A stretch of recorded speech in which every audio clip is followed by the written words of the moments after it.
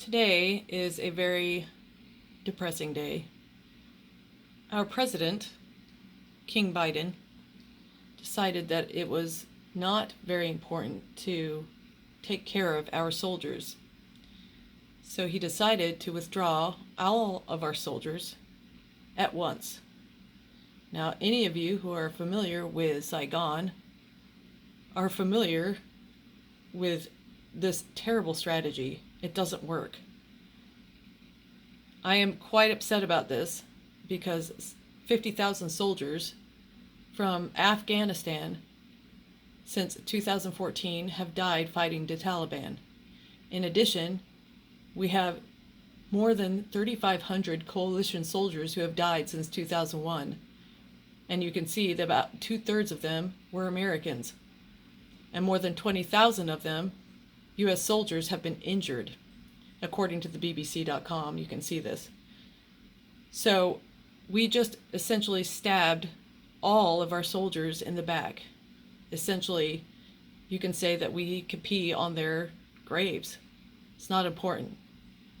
Buyden does not care about these soldiers. He does not care about the 50,000 Afghanis that have died fighting the Taliban. Many of you don't agree, or many of you may agree with my philosophy or not.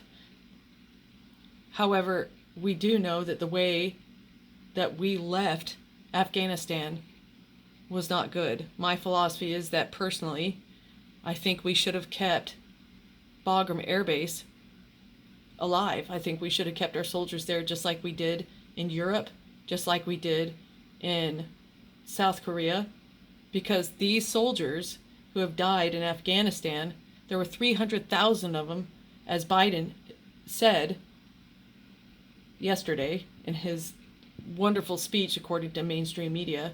There were 300,000 of them who basically gave up, as he said. They're cowards. However, again, 50,000 of them have died since 2014 fighting this war, and no soldier has died, American soldier has died since February 2020. We were their backbone. They were still fighting. But we taught them a certain way of fighting, just like we in America fight. They're soldiers. I mean, they can fight. They know how to fight. But we taught them a certain way with air power, air support. What did we do? We abandoned them.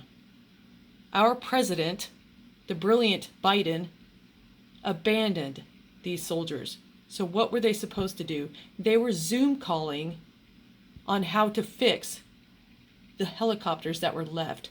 They didn't even know how to fix them because we did not leave contractors there to help them. We gave them essentially all this equipment, and that's what people say, oh, well, we trained them for 20 years. We trained them, and we gave them all this great equipment, 20 years. They were building an army. They didn't even know how to do jumping jacks, for crying out loud.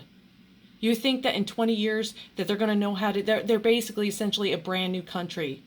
Again, we left soldiers there in several different countries. We are present in 100 plus countries. And honestly, we're just going to assume that these 300,000 soldiers are going to know how to do everything without air support, essentially teaching them a certain way of fighting like we in America, but leaving them with nothing. This is just a complete loss and disgrace. We have failed this country. We have failed our American soldiers. We have failed everyone. All 3,000 plus people who died on September 11th, 2001.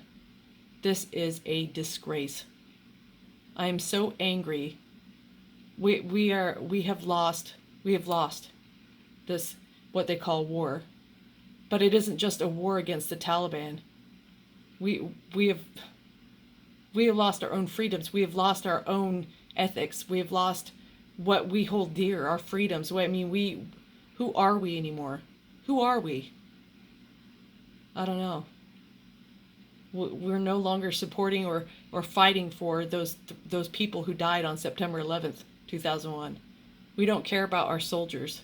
We don't care about the Afghanis that we basically said that, we committed to them. We are not a country of people, I mean, I thought we said we were going to commit to them. No, we have zero ethics. Our ethics are out the window. I'm so angry. We are not loyal at all. We don't care about people.